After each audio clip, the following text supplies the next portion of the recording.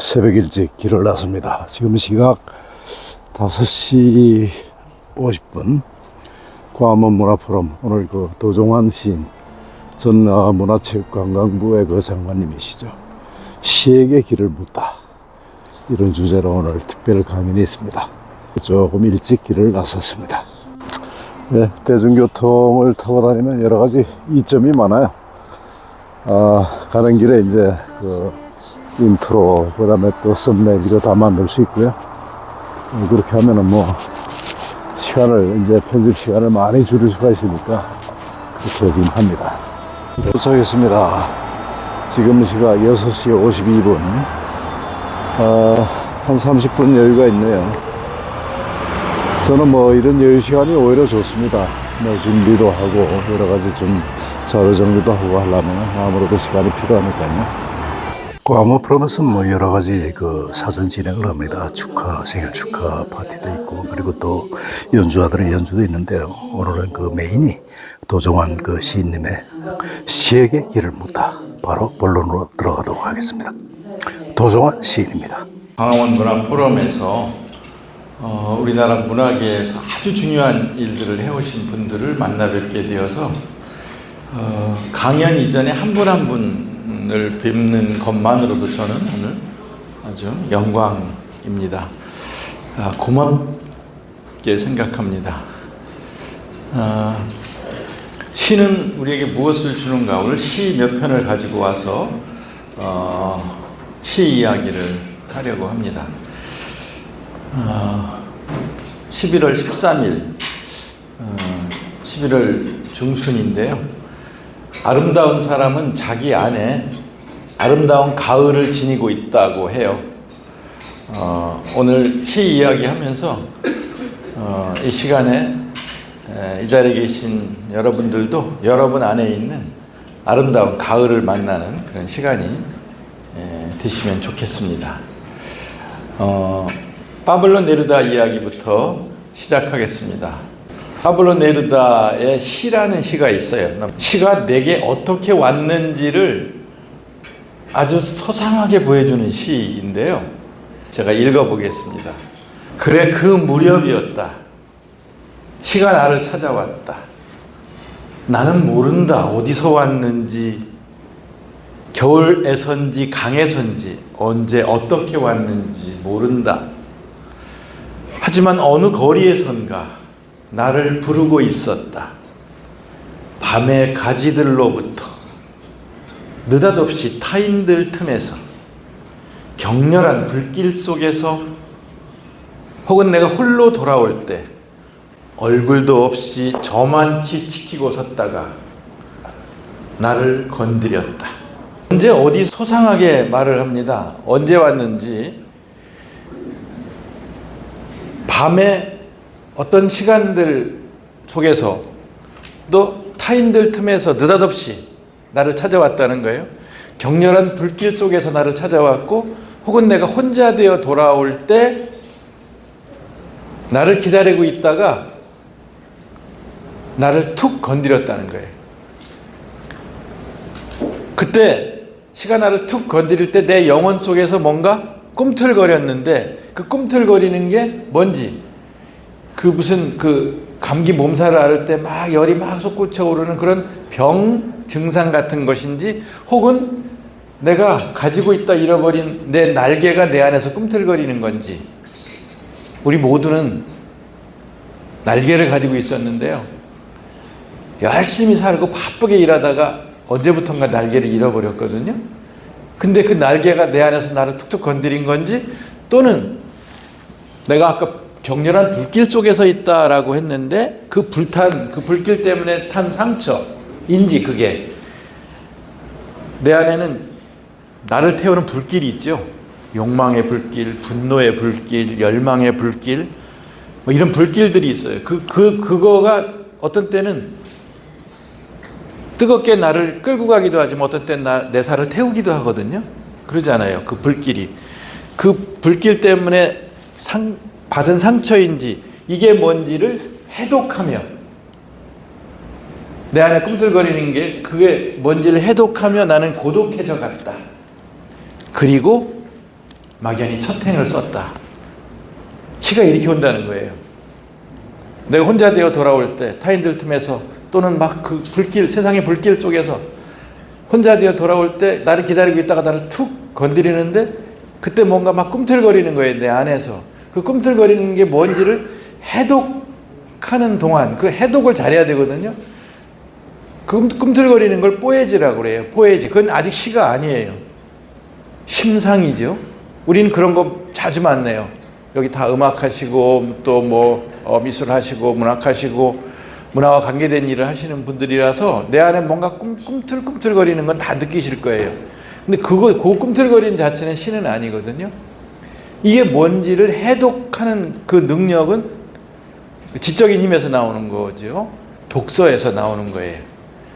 그걸 잘 해독하고 이게 뭐라고 쭉 해독을 해 나가는 그 첫 행이 그게 시인 거죠. 그걸 해독하면서 고독해져가고 그 고독한 순간에 만나는 첫 행, 그걸 시라고 부른다고 파브로 네루다가 말을 했어요.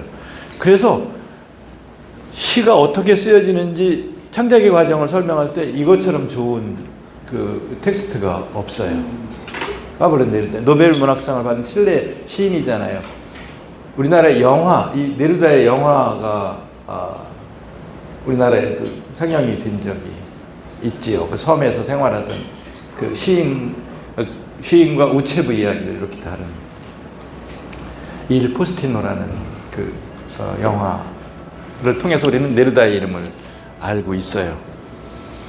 네루다는 시가 우리에게 이렇게 온다고 그랬는데 이 시를 읽다가 나한테 시는 언제 어떻게 왔을까? 네루다는 언제 어떻게 왔는지 모른다고 하면서 저렇게 잘 설명했는데 나한테 시는 어떻게 왔을까? 나한테 시가 처음 찾아온 거는 가족의 해체, 중학생 시절에 가족이 해체되면서 가족이 뿔뿔이 흩어지면서 시가 처음 나한테 왔다 하는 생각을 저는 합니다. 사업에 실패하신 아버지가 강원도로 떠나시면서 저는 외가에 맡기고 또 앞을 보지 못하시는 할아버지는 고모 댁에 이렇게 의탁하시게 되고 가족들이 이렇게 뿔뿔이 다 흩어졌어요. 그래서 엄마 아버지가 보고 싶은데 또 할 얘기도 많고 뭐 부탁할 것도 있고 드릴 말씀도 있고 그래서 자주 편지를 썼어요. 보고 싶은 어머니 아버지께라는 편지를 중학생 때 간곡하게 자주 썼고 6개월이면 주소가 또 바뀌어요. 이게 방황을 계속 하시는 아버지 때문에 6개월마다 주소가 달라지는 그 달라지는 주소를 앞에 놓고 또 편지를 쓰고 편지를 쓰는데 그때나 지금이나 고지식한 저는 국어 선생님이 말씀해 주신 대로 아래올 말씀은 다름 아니오라부터 쓰는 게 아니고 계절 인사부터 꼭 써야 한다라고 말씀해 주셔서 계절 인사를 쓰기 위해서 별은 떴는지 구름은 흘러가는지 밖에는 무슨 꽃이 피었는지 바람은 부는지 이런 것들을 유심히 관찰하고 그 이야기 몇 줄을 편지에다가 쓰곤 했는데 그게 나중에 보니까 이게 시를 쓰는 사람으로 살아가는 훈련을 중학교 때부터 이렇게 한 거구나 하는 생각을 하게 되었어요. 10시쯤 되면 무슨 청소년 여러분 밤이 깊었습니다 이러면서 집으로 가라고 그 아름다운 그 시그널 음악과 함께 이렇게 아나운서의 아주 그 조용한 멘트가 흘러나오는데 그 음악을 듣다가 창틀을 붙잡고 혼자 우는 거예요. 진짜로 집에 가고 싶어서. 외가에서 잘해주는데도 어머니 아버지가 보고 싶어서 자주 음악을 듣다 울고 그랬어요. 거기서부터 출발했구나 하는 생각을 하고요. 제가 제 시집 담쟁이라는 시 모음집 서문에 쓴 글인데요. 나의 문학은 가족의 해체에서 출발하였다. 나의 문학은 가난에서 싹이 텄다. 나의 문학은 좌절에서 시작하였다. 나의 문학은 상실에서 비롯되었다. 나의 문학은 버림받음에서 지속되었다.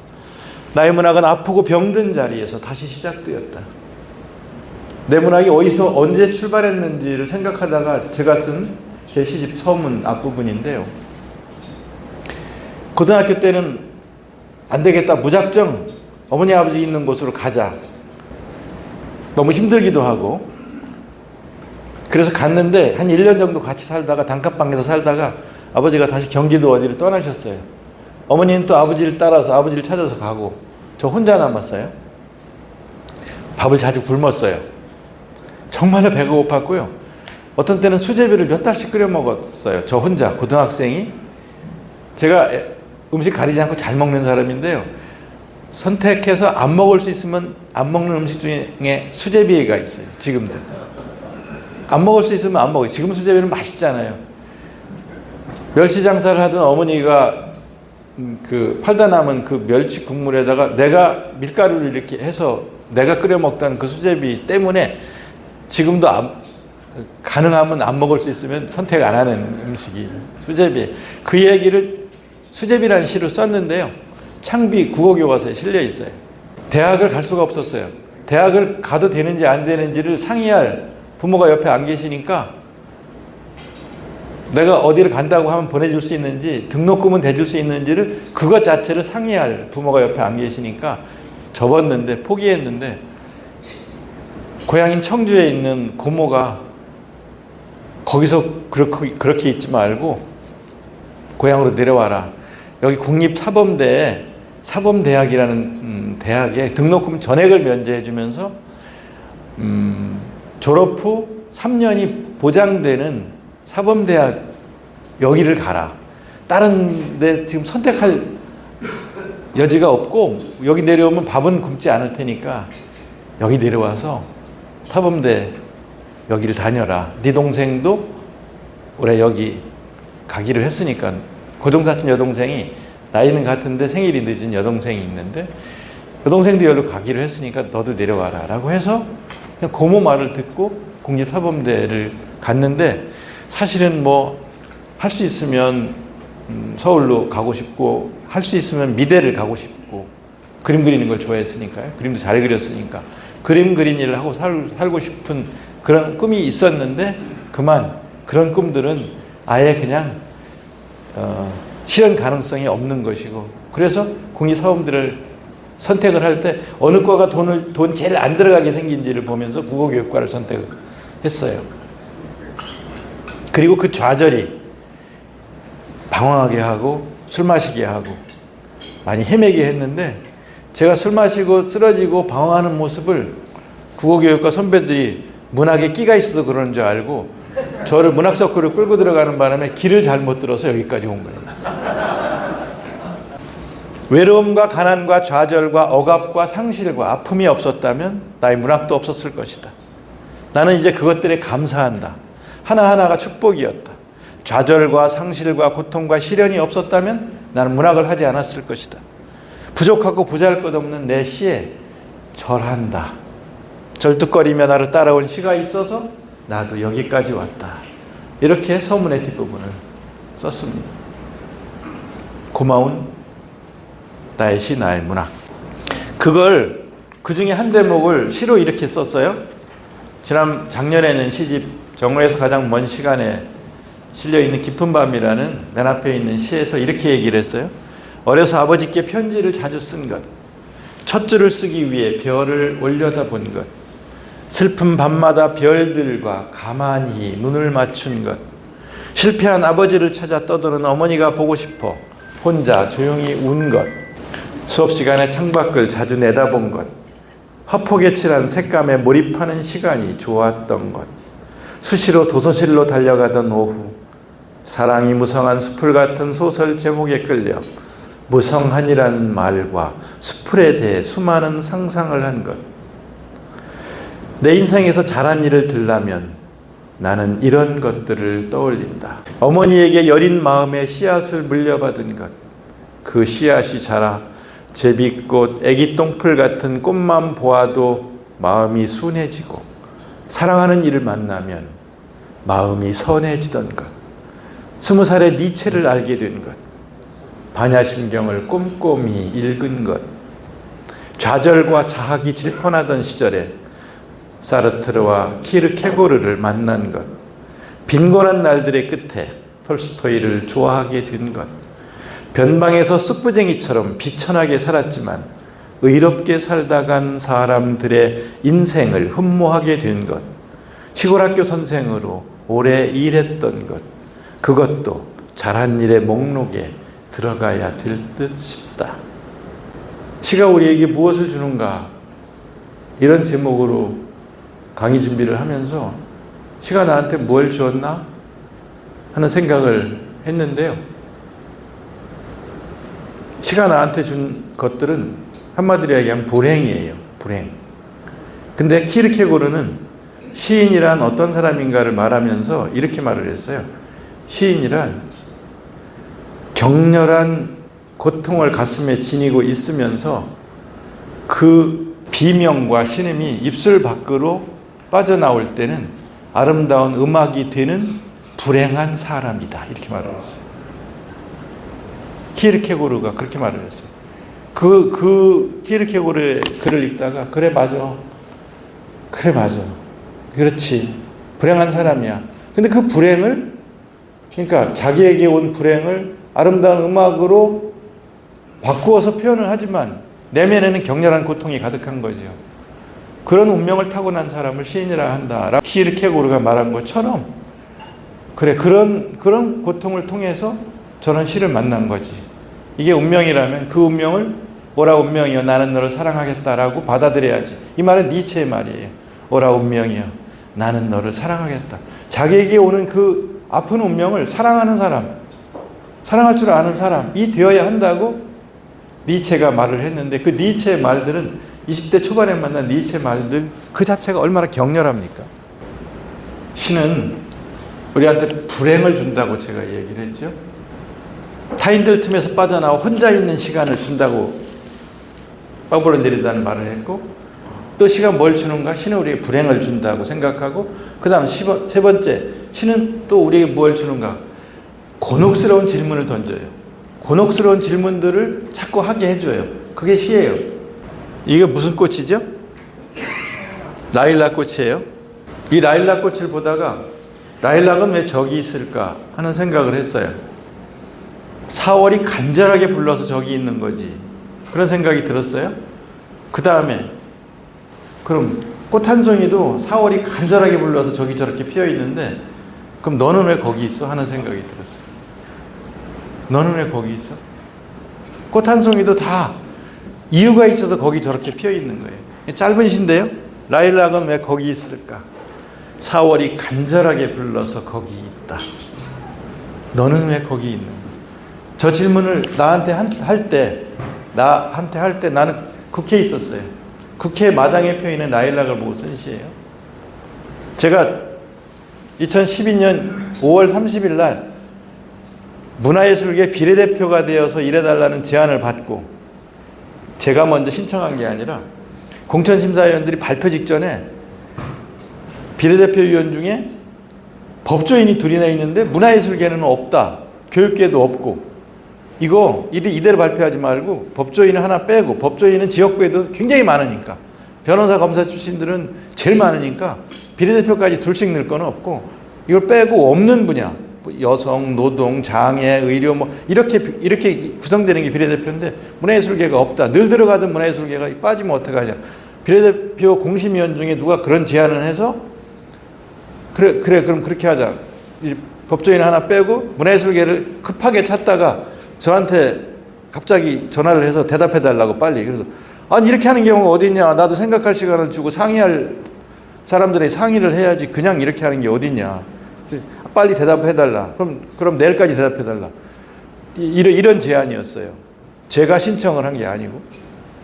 그래서 문학계 어른 8분을 급하게 모셔서 이런 제안이 들어왔는데 어떻게 하면 좋아요? 라고 상의했더니 백낙청 선생, 고은 선생, 연몽 선생 이런 분들은 가서 일해도 괜찮겠다라고 하시고 신경임 선생 이런 분들은 문학도 공부인데 이 길을 가다 말고 다시 정치로 하는 거는 좀 아니라고 생각한다 하고 반대하시는 분이 4분 이랬어요.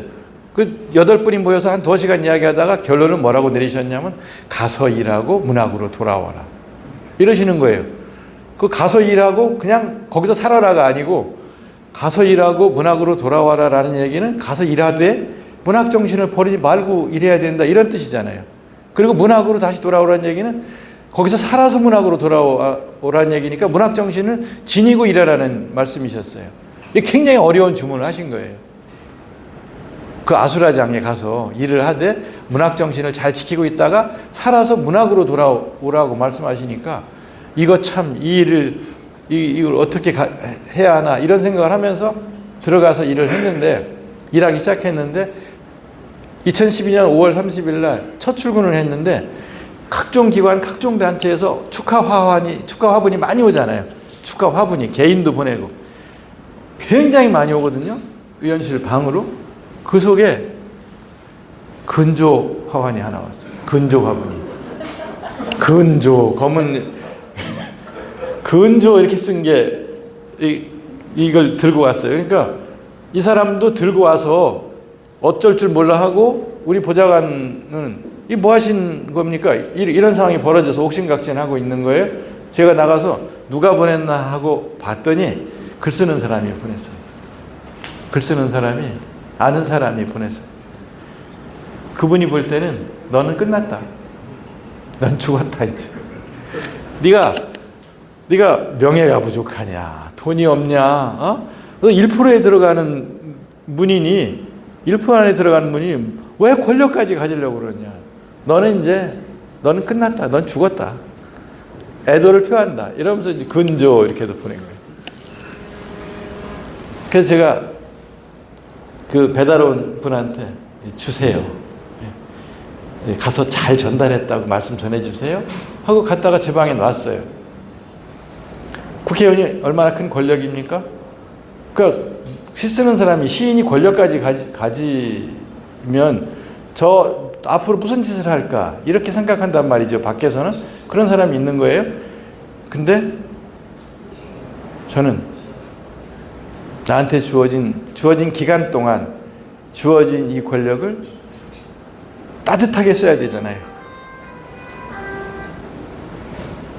선하게 써야 되잖아요. 의롭게 써야 되잖아요. 누구를 위해서? 문인들을, 문화예술인들을 위해서, 문화예술계를 위해서 그렇게 쓸 수 있으면 역할을 하는 것이고 그렇지 않고 나를 위해 쓰거나 분탕질을 치면 진짜 근조화분 받는 게 마땅한 거죠.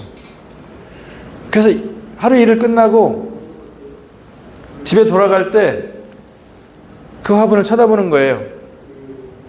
그리고 물어보는 거예요. 나 자신한테. 오늘 하루 나는 살았었는지 죽었었는지. 오늘 하루 나는 살았었는지 죽었었는지. 그리고 다시 물 주고 가꾸고 1년이 지나도 안 버렸어요. 2년이 지나도 안 버리고 4년이 지나도 안 버렸어요. 국회의원으로 있는 동안 그 화분을 안 버렸어요. 그리고 국회의원 일 끝나고 나올 때 가지고 나왔어요. 우리는 우리 스스로에게 늘 물어야 된다고 저는 생각해요. 너는 왜 거기 있는지. 일터에서, 집에서, 거리에서 자주 우리 스스로에게 너는 왜 거기 있는가 하고 물어야 된다고 생각합니다. 물론 우연히 거기 있었어요. 어떻게 하다 보니까 거기 있었어요. 말을 할 수도 있는데 그 우연이라고 하는 것을 프랑스에서는 익명으로 남긴 신의 지문이라고 말을 합니다. 참 문장의 표현이 멋있어요. 그러니까 어떻게 하다 보니까 제가 여기 있는 거죠. 뭐 어떻게 우연히 그냥 이 일을 하게 되었어요. 라고 자기 인생을 설명할 때 그렇게 말하지 말고 우연이란 익명으로 남긴 신의 지문이라고 받아들인다면 이건 뭐예요? 신의 손길이 스친 흔적이 잘 들여다보면 지문처럼 남아있다는 말이잖아요. 내 인생을 설명할 때 이렇게 설명하면 얼마나 좋을까? 저는 그 생각을 합니다. 내가 지금 여기 이렇게 있는 것은 그냥 우연히 어쩌다 보니까 그냥 이렇게 있는 것이고 그때 전화를 받지 말고 나가지 않았으면 내 인생이 이렇게 안 됐을 텐데 라고 말하지 말고 그거 자체가 그 내 인생의 중요한 순간마다 만났던 그런 일들은 작고 사소해 보여도 신의 손길이 스친 흔적이 있을 것이다 라고 자기 인생을 설명하자는 거죠. 그냥 우연히 어떻게 하다 보니까 이런 식의 말을 하지 말자. 내가 거기 있는 건 이유가 있는 거죠. 내가 왜 이렇게 이런 변방에 이렇게 남이 알아주지도 않는 곳에 사람들이 잘 쳐다보지도 않는 곳에 내가 왜 이렇게 피어 있을까? 이렇게 생각하는 꽃은 없어요. 내가 거기 피어 있음으로 해서 그곳이 아름다운 공간으로 바뀐다고 생각하고 저렇게 피어 있어요. 그게 누추한 곳이든 눈에 띄지 않는 곳이든 그냥 험한 비탈이든 그 어디든 꽃은 내가 여기 있음으로 해서 내가 있는 이곳이 아름다운 곳으로 바뀐다고 생각하면서 거기 피어 있잖아요. 우리도 거기 그렇게 있어야 한다는 거죠. 내가 있는 자리에서 내가 있음으로 해서 내가 있는 이곳이 나와 함께하는 일들이 아름다운 일로 바뀐다라는 생각을 하면서 거기 있어야 한다고 저는 생각합니다. 지금 8시 반입니다. 신은 당신의 시간은 지금 언제쯤을 지나고 있어요? 이렇게 묻습니다. 지금은 어떤 시간이에요? 이렇게 묻습니다. 그냥 8시 반이지만 당신의 시간은 하는 것은 당신의 인생의 시간은 이렇게 묻는 거거든요. 당신의 인생의 시간은 몇 시를 지나고 있을까요? 6시 언저리에 와 있는 사람도 있고 5시쯤 있는 사람도 있고 7시를 지나는 사람도 있고 하느님이 우리 인생을 여름으로 설계해 놓으셨으면 8시까지도 환하고 일할 수 있고 겨울로 설계해 놓으셨으면 6시 언저리에서 벌써 어두워지고 그럴 거예요. 어떤 계절로 설계해 놓으셨는지 우리는 몰라요. 어디까지를 허락하실지는 그건 하느님만 아시는 거죠. 그렇지만 여기 있는 우리 모두는 그래도 조금 몇 시간은 남아있는 것 같아 이렇게 생각합니다. 그리고 해가 다 저물기 전에 서쪽 하늘이 가장 아름다운 시간이 기다리고 있거든요.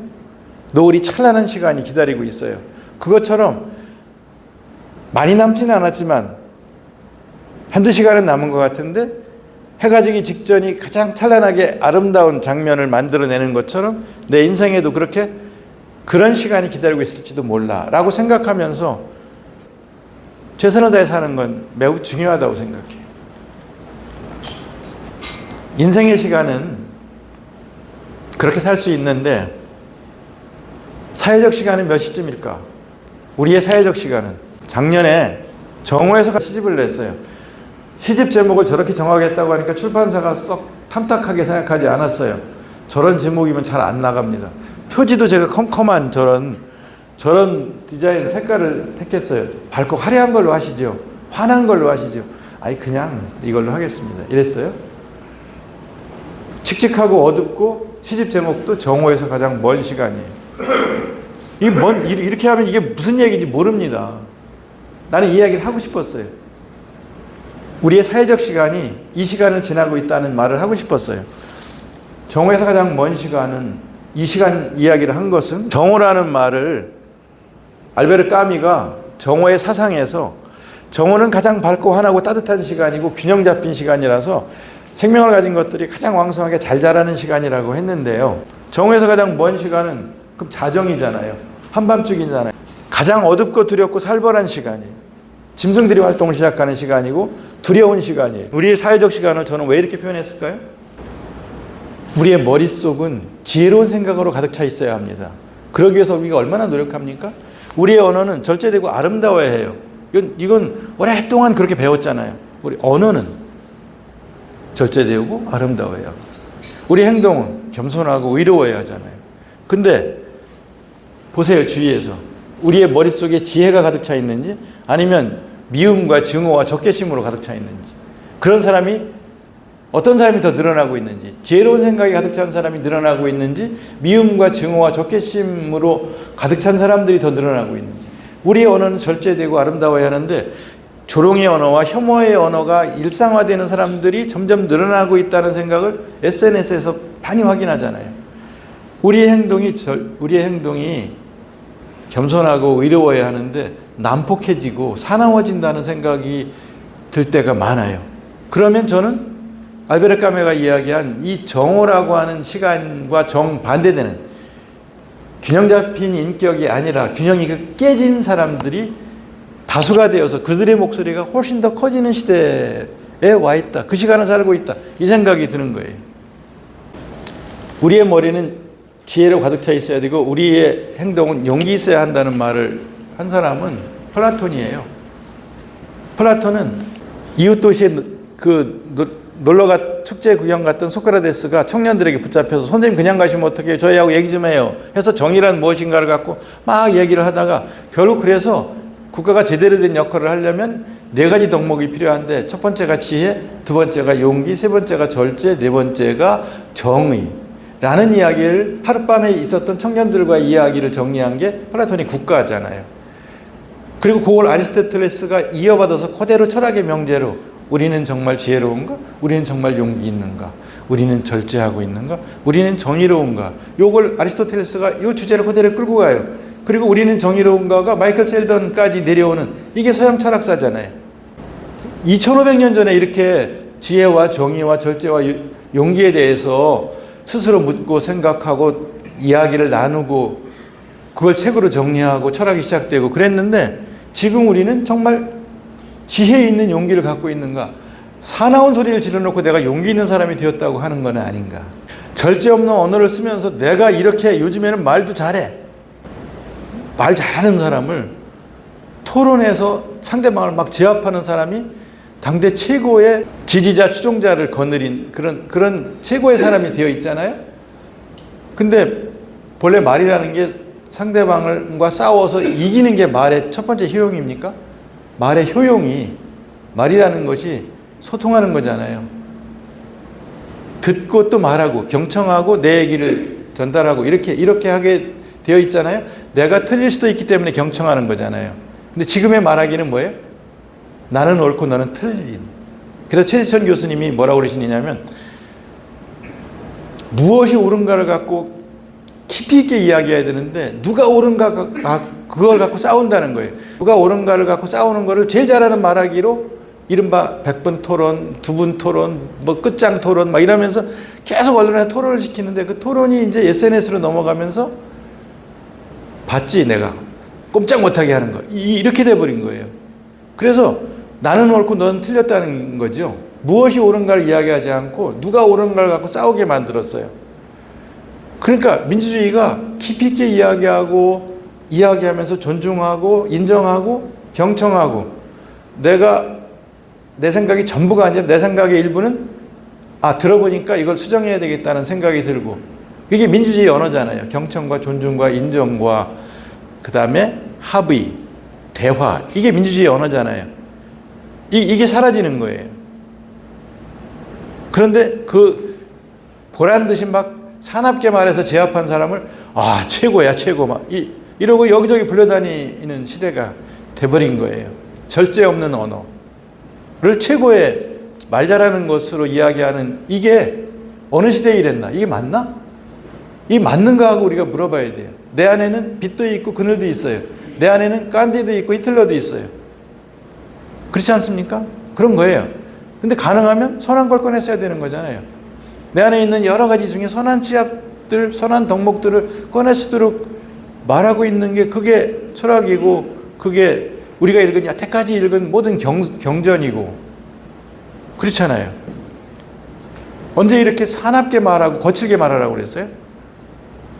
동서고금의 수천 년 동안의 책 중에 어떤 책에 그렇게 말하라는 게 나옵니까? 지금 우리 시대는 거칠고 사납게 말하는 사람이 말 잘하는 사람이 되어 있는 것을 그냥 묵인하고 있어요. 누군가는 말해야 돼요. 이건 아니다라고. 무엇이 옳은가로 바꾸자. 누가 옳은가에서 무엇이 옳은가로 넘어가자. 저는 최지천 교수님의 이 제안, 숙론이라는 책에서 지난해 말씀하신 이 제안을 우리가 주의 깊게 들어야 된다라는 생각을 했어요. 그리고 이 모든 것들은 사나운 정치에서 나오는 거예요. 사나운 정치가 사나운 시민을 만들어버린 거예요. 그 사나운 시민들이 사나운 말을 하면서 사나운 세상을 만들었어요. 제가 제발 좀 우리 영혼 있는 정치를 하면 안 되겠냐. 영혼 있는 정치인이 300명 중에 30명만 있으면 얼마나 좋을까 하는 생각을 하고 우리 책 좀 읽자. 플라톤도 있고 아리스토텔레스도 있고 막스 베버도 있고 아니 뭐 토마스 홉즈도 읽고 읽자. 그러면 한 30, 40명 모여요. 그리고 2주일 지나고 한 달이 지나고 두 달이 지나면 절반씩 이렇게 이제 못 나옵니다. 워낙 일이 많고 바쁘니까. 그러 한 6개월쯤 지나면 저한테 무슨 소리가 들리냐면 진짜로 공부를 하네? 야, 우리 책 좀 읽고 공부 좀 하자. 정치인도 기본적으로 읽어야 될 최소 10권만 이라도 읽자 라고 했는데 한 6개월 지나니까 아니 진짜로 공부를 하면 어떻게 해요? 이러는 거예요. 모여서 공부한다는 명목을 앞에 내세우지만 실제로는 세력화하고 이렇게 세력화한 모임으로 가고 그런 걸 보여주셔야지. 진짜로 공부를 하면 어떡합니까? 이렇게 이런 소리를 들었어요. 정치하는 사람도 좋은 분들 모셔다가 한 달에 한 번씩은 좋은 강의도 듣자. 최대천 교수도 모시고 아니 김훈도 최근 새 책을 냈다니까 모셔서 김훈 선생 소설 얘기도 듣자. 응? 아니 정재승 교수 얘기 뇌과학에 관한 얘기도 우리가 들어야 된다. 모셔요. 이렇게 와서 듣기는 하죠. 미리 사주고 좀 틈나는 대로 좀 읽어봐라. 난 10명만 미리 읽어오는 사람이 10명만 있어도 참 좋겠다고 생각했어요. 그런 분도 있어요. 근데 그렇게 하는 이유가 나는 정치를 해도 덜 거칠어져야 된다. 이 거칠고 사나운 판에서 어떻게 덜 거칠어질 수 있을까를 생각하는 정치인도 있어야 된다. 그래야지 우리가 길을 잃지 않는다. 그랬는데 결국은 영혼 있는 정치를 하기는 참 어려웠어요. 영혼 있는 정치를 하자는 말은 체코의 대통령 바질라프 하벨이 한 말이에요. 대통령 선거 나갈 때 영혼 있는 정치를 하겠습니다를 슬로건으로 내걸었어요. 그랬더니 참모들이 아니 후보님 정치는 그런 게 아니에요. 그렇게 말을 하는 거예요. 그래서 하벨이 그래요? 그럼 나는 당신들이 말하는 그런 정치가 아닌 정치를 하겠습니다. Non-political politics. 비정치의 정치를 하겠습니다. 라고 하벨이 말을 했어요. 하벨이 작가예요. 극작가예요. 벨벳 혁명을 성공으로 이끈 체코에서 작가니까 그렇게 하는 거죠. 그래서 비정치의 정치를 하겠다. 당신들이 말하는 정치는 그런 게 아니라고 하는 그런 정치가 아닌 정치를 하겠다라고 했더니 그건 불가능해요. 라고 또 참모들이 말을 하는 거예요. 그래, 불가능하다고 포기하지 않는 정치를 하겠습니다. 하벨이 그렇게 말을 했고 그 불가능의 예술이라는 책을 하벨의 그 연설문들을 모아서 우리나라에 책이 번역돼 있어요. 그래서 그런 사람을 대통령으로 뽑았어요. 그런데 체코가 우리보다 훨씬 더 문화국가라는 생각이 드는 거예요. 카프카 때문이 아니라 하벨 때문에도 우리보다 훨씬 더 문화적인 나라다라는 생각을 하게 되는 거예요. 진보도 사회를 한 단계씩 앞으로 끌고 가는 그 진보도 영성이 있어야 된다. 영성 없는 진보여서는 안 된다라는 말을 전남대 김상봉 교수가 하시는 걸 보고 이 책을 읽고 반성해야 된다 하는 생각을 했어요. 사납고 거친 것만이 아니라 분노만이 아니라 분노 없이는 어떻게 세상을 바꾸겠어요? 의로운 분노가 있어야 세상을 바꾸죠. 그렇지만 저는 분노 없이 어떻게 세상을 바꾸겠는가 하는 말 뒤에 한마디를 더 붙입니다. 분노 말고 또 더 가진 게 없으면 어떻게 세상을 바꿉니까? 이 말을 덧붙입니다. 의로운 분노 없이 어떻게 세상을 바꿉니까? 라고 외치는 분들한테 저는 한마디 더 합니다. 분노 말고 더 가진 게 없으면 또 어떻게 세상을 바꿔요? 이렇게 말을 합니다. 모두가 다 내가 옳다고 생각하고 내가 맞다고 주장하는 사람들이 넘쳐나니까 윗사람들을 존중을 안 해요. 스승 없는 사회가 되었어요. 어른 없는 사회가 되어버렸어요. 어른이라고 우리가 말하는 그 인격 안에는 정말 많은 것들이 축적되어 있거든요. 세상은 축적의 힘으로 다 이렇게 서서히 바뀌는 거죠. 그 축적의 힘을 인정하지 않고 그냥 다 필요 없어. 나만 오라. 이런 게 어디 있습니까? 그래서 다 필요 없어. 우리만 오라라고 하면서 거리에 쏟아져 나온 지도자들이 많아졌어요. 거리에 쏟아져 나온 지도자들의 외치는 소리를 따라가다 보면 벼랑으로 가게 돼 있어요. 종교인까지 거리로 나와가지고서 막 내가 길이라고 그러죠. 그 사람이 말하는 길로 따라가면 그건 벼랑이에요. 지난해 돌아가신 신경림 선생님은 길이라는 시에서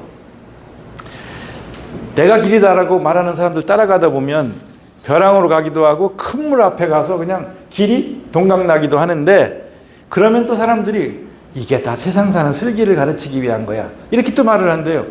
아니라는 거예요. 그래서 길의 뜻이 거기 있는 줄로만 알지, 여기부터가 중요해요. 신 선생님이 말씀하신 길이 사람을 밖에서 안으로 끌고 들어가 스스로를 깊이 들여다보게 한다는 것은 모른다.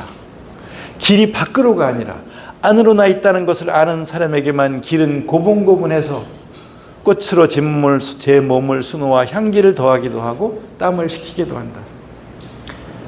밖에 나와서 내가 길이다라고 하는 사람들 따라가지 말고 길이 밖으로가 아니라 안으로도 나 있다는 목소리에 귀를 기울이자는 거예요.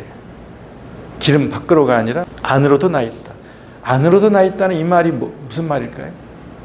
잘 새겨드려야 할 말이에요. 고요해지고 성찰하고 그리고 차분해지면 다시 길을 만날 수 있다는 거예요. 며칠 전에 제가 이런 시집을 냈어요. 고요로 가야겠다. 이런 시집을 냈어요.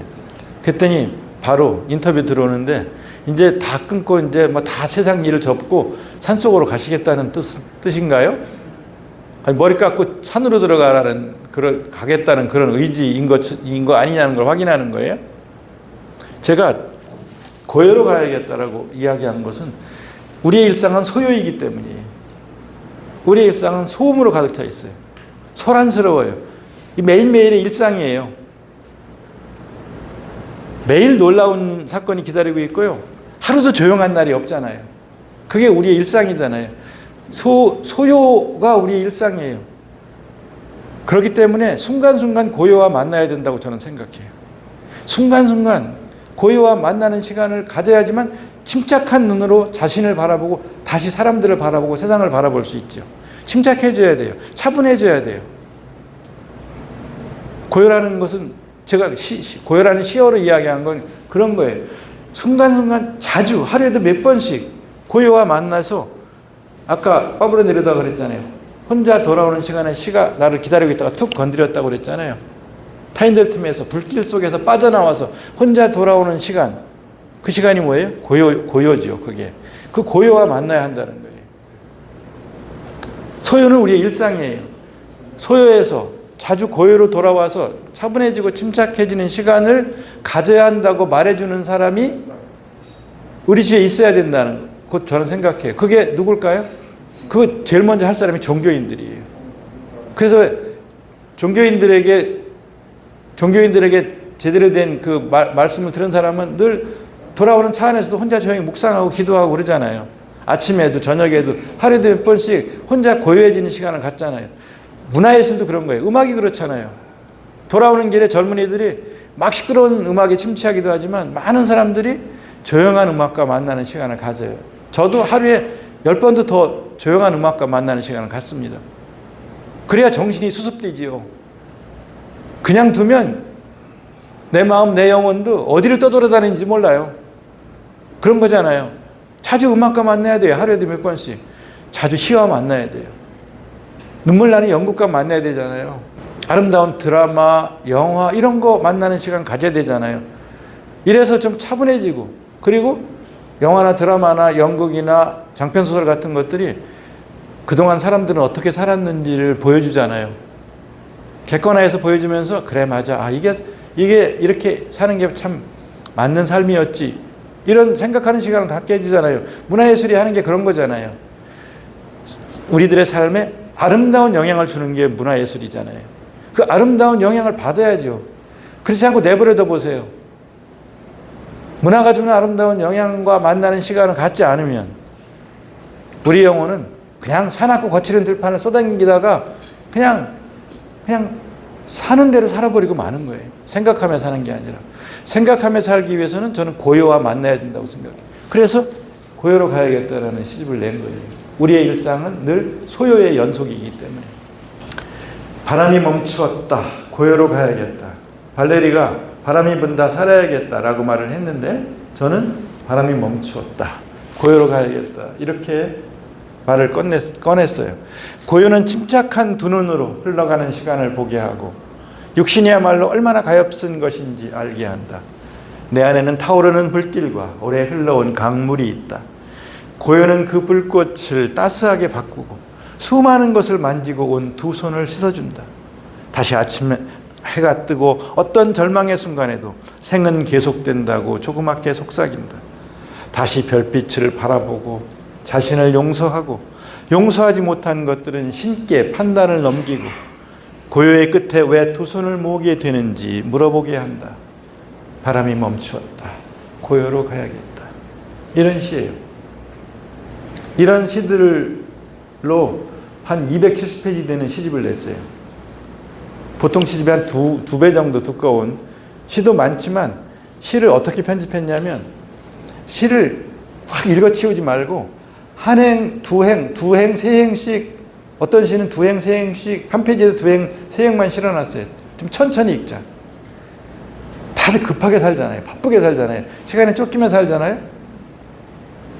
음악을 들을 때도 영상을 볼 때도 쇼츠를 보니까 짧게 15초, 10초 보고 그냥 싹 그다음 넘어가는데 익숙해지는 그런 식의 지금 영상물들을 무슨 볼거리들을 접하면서 우리의 지금 뇌 활동도 그냥 급하게 막 이렇게 바뀌는데 적응하느라고 막 정신을 못 차리잖아요. 차분해지자. 좀 시도 천천히 읽자. 한 페이지에 두 행, 세 행만 이렇게 생각하면서 읽자. 그렇게 편집한 시가 8편이 들어있어요. 그래서 두꺼워요. 근데 어쨌든 좀 고요해지자, 차분해지자. 그리고 성찰하자, 생각하자. 조용해지면요, 내가 내 안에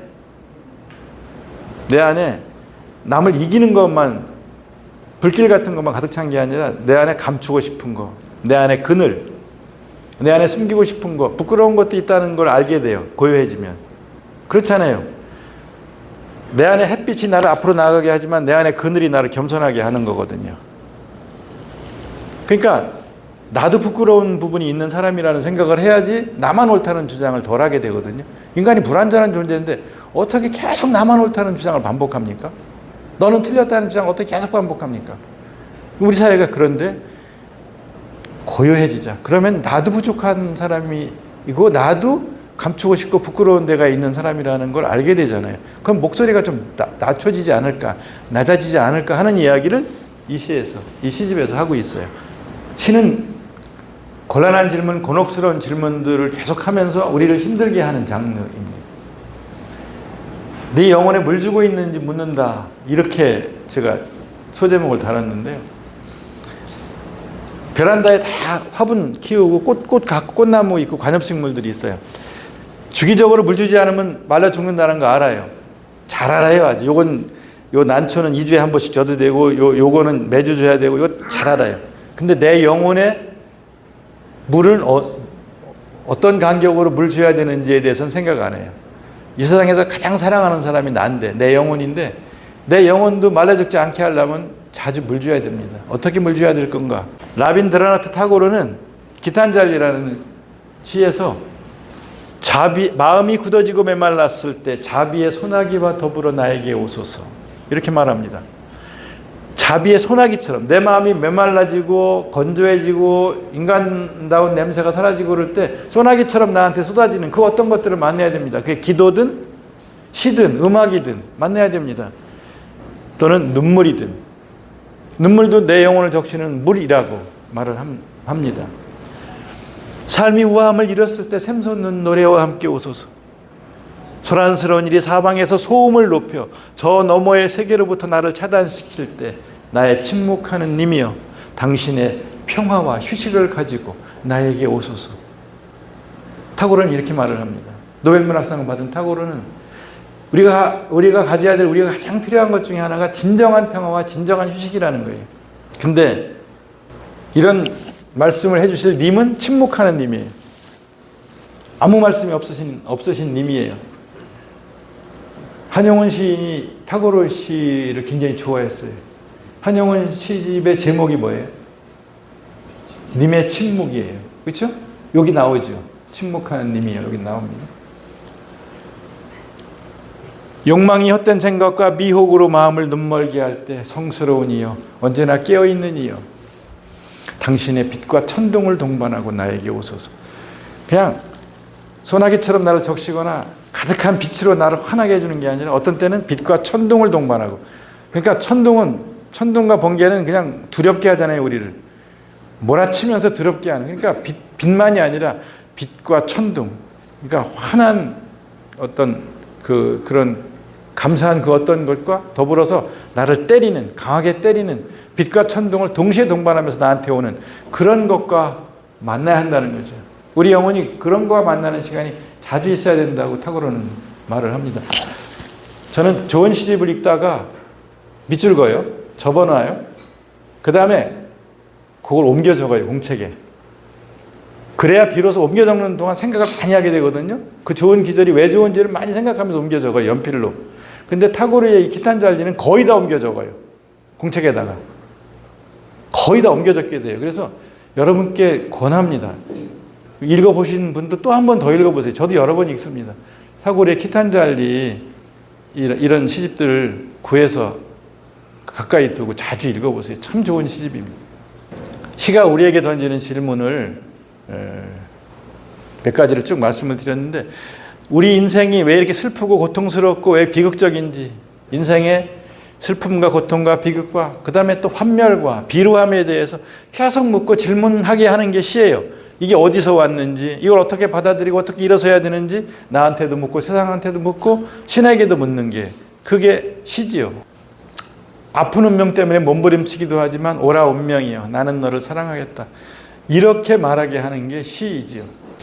한강이 노벨문학상 수상 연설에서 소설은 질문이다 이렇게 말을 했어요. 소설 하나를 장편 하나를 쓴다는 건 내 삶과 맞바꿔도 좋다고 결심할 만큼 중요하고도 절실한 질문들 속으로 들어가서 거기 머무는 거라고 그랬어요. 소설 하나를 쓸 때마다 질문들을 견디면서 그 안에 사는데 그 질문의 끝에 다다를 때 소설을 완성하게 된다고 그랬어요. 질문의 대답을 찾을 때가 아니라 질문의 끝에 다다를 때 소년이 온다가 됐든 작별하지 않는다가 됐든 베지테리안이 됐든 그 질문의 끝에 다다를 때 소설을 완성하게 된다고 그랬어요. 문학이 인생의 답을 찾아주는 건 아니에요. 질문을 던지는 거죠. 곤란하게 하는 질문, 곤혹스러운 질문, 아픈 질문들을 던지는 게 문학이에요. 그러나 그 질문을 통해서 어떤 때는 용기도 얻고 어떤 때는 다시 정신을 수습하기도 하고 잃었던 길을 되찾기도 하고 그렇게 해주는 게 문학인 거죠. 그게 시인 거예요. 그래서 시를 가까이 하자. 좋은 시를 가까이 하자. 내 영혼을 확 적셔주는 그런 타고르의 시집 같은 그런 시. 나를 불길 속에서 타인들 틈에서 혼자 되어 돌아오는 시간을 만들어주는 그런 네루다가 이야기하는 그런 시를 만나자 하는 말씀을 드리겠습니다. 시간이 다 돼서 뒤에 좀 남았지만 그냥 여기서 마무리 짓도록 하겠습니다. 고맙습니다.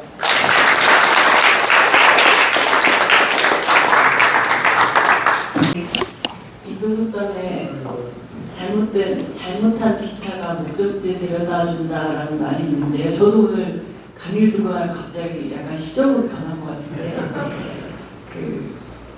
만약에 그때 미대에 진학하셨더라면 화가 도정환님을 우리가 알 수 있겠지만 시인 도정환님을 만나지 못했으리라는 생각에 오히려 다행이라는 생각이 듭니다. 잠깐 시간이 조금 지체됐는데 질문 있으실까요? 네, 말씀으로 많이 듣던 도정환 시인 장관님 오늘 이렇게 강연 깊은 강연해 주셔서 감사드립니다. 제가 이 금년에 광화문 프로그램에서 들었던 강연 중에서 가장 압권입니다. 그리고 특히 오늘 제가 특히 그것은 문화부 장관 두 분이 참석하셔가지고 한 분은 이시영 교수께서 열심히 경청하시고 한 분은 이렇게 또 감동적인 강연을 해주시고 또 그 외에 또 이 최관님들 또 두 분 참석을 하시고 굉장히 아주 뜻깊은 날과였습니다. 아까 강연에서 영성 없는 진보라는 표현을 쓰셨는데 혹시 종교를 가지고 계십니까? 가톨릭입니다. 네. 예. 감사합니다. 손혜원 회장님께서도 카톨릭이시잖아요. 약간 다들 자아성찰의 시간을 가지시지 않을까 질문보다도 그런 생각이 듭니다. 더 질문이 없으시면 여기서 마치겠습니다. 정말 훌륭한 강의 해주신 도종환 씨님께 다시 한번 부탁드립니다. 고맙습니다. 이상으로 광화문 포럼 도종환 시인의 네, 시에게 길을 묻다 강연 모두 마칩니다. 근간에 오늘 들어본 강의 중에서 네, 가장 가슴 네, 깊었던 네, 강의라고 네, 기억합니다. 모든 분들에게 소외로부터 고요로 생각하는 시간을 갖는, 그리고 서로를 사랑하는 그러한 미래를 만들어가야 된다는 책임감을 부여하셨습니다. 광화문 문화 포럼의 관리에 따라서 기타 식순이 진행되는데요. 특히 삼성출판사 김종규 회장님께서 회원들에게 도종환 시인의 시집을 선물하겠다는 훈훈한 이야기도 있었습니다. 그 밖의 얘기 계속 전해드리면서 권대욱TV 인사드립니다. 오늘도 행복한 하루 되십시오. 감사합니다. 그런 그 고마운 생각을 저한테 피력을 하셔서 어제 이제 오장집을 시켜서 교보생 문고에 가서 책을 시집을 좀 구매해라 그랬더니 잠시껏 당신을 찾을 수가 없었다. 그래서 오늘 지금 김종규 회장님이 저한테 말씀하신 부분은 바로 지금 장관님이 조금 전에 소개하신 고요라는 최근에 나온 시집을 오늘 참석해 주시는 한 40여 분 배우님들용으로 구매를 하셔서 좀 번거로우시더라도 장관님께서 작별 서명을 해 주시면 그거를 다음 우리 포럼 때 전해드리겠다, 이런 말씀입니다. 우리 김종규 회장님께 박수 한번 드리겠습니다.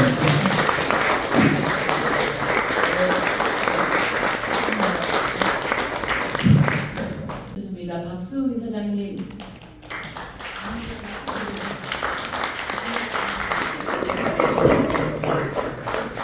와주셔서 감사합니다. 앞으로 광화문화프로에서 많이 뵙기를 소망합니다. 그리고 오늘 이제는 작가님이라고 불러드려야 할지 류지연 대표님께서 이번에 이제 두 번째 책 소통을 디자인하다라는 책을 내시면서 베스트셀러 작가로 어느새 이제 등극을 하셨는데요. 유지연 대표님께서 오늘 또 본인 저서를 가져오셔서 우리 회원들하고 좀 나눔을 하셨습니다. 유지연 대표님 책이 정말 밀리언셀러가 되도록 여러분들도 많은 관심을 가져주시길 바랍니다. 유지연 대표님.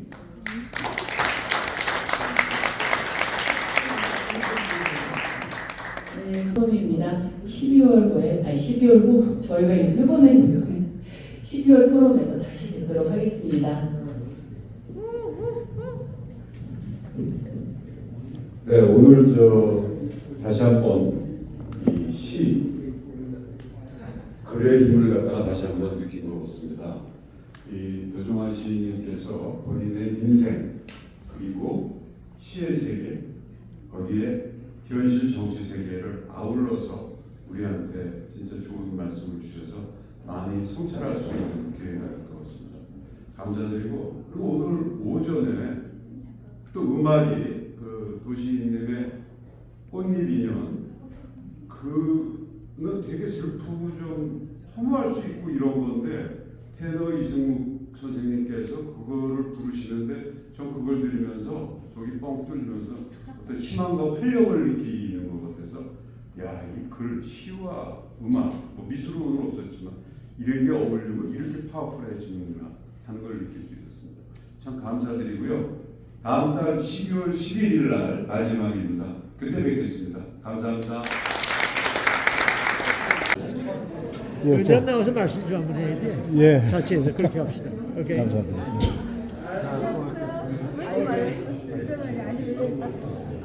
자, 갈수록 아름다운 이게 되는 거예요.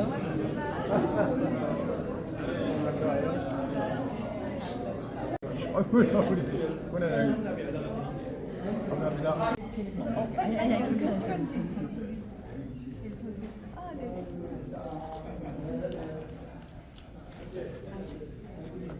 그런 기회가 많지는 않습니다, 여러분. 함께 하시면 좋겠습니다.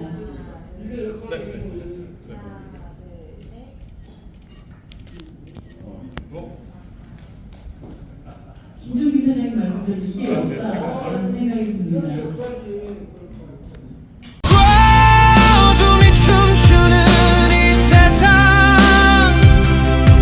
내 그림자는 내 뒤를 따라와. 하지만 나의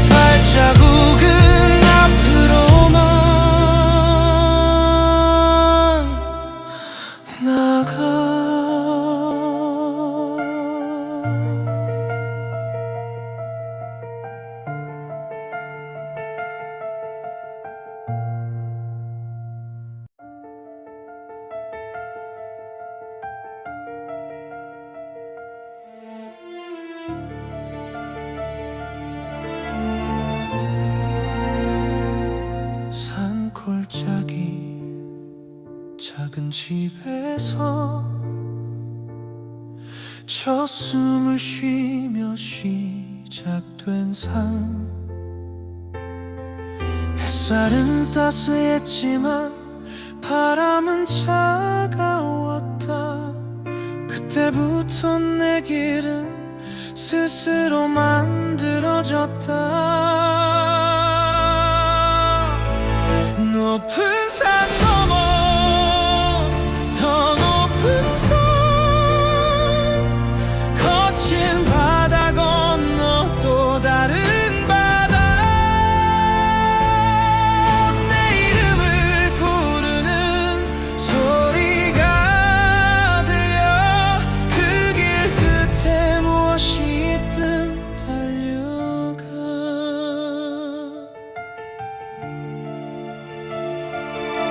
젊음은 뜨거웠고 눈물은 많았지. 넘어진 자리엔 꽃이 피어나. 시간은 나를 밀었고 난 그것을 따라갔다. 멈추지 않는 바람처럼. 흔들렸던 순간도 포기하려던 밤도 다 내 이야기가 되었어.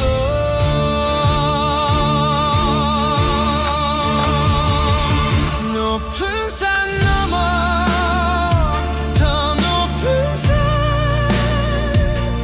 거친 바다 건너 또 다른 바다. 내 이름을 부르는 소리가 들려. 그 길 끝에 무엇이 있든 달려가. 빛과 어둠이 춤추는 이 세상, 내 그림자는 내 뒤를 따라와. 하지만 나의 발자국은 앞으로만 나가.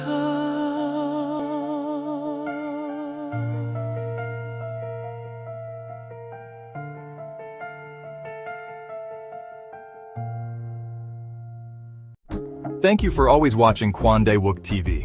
Your support means the world to me. I promise to repay your kindness with even better content. 권대욱 TV였습니다.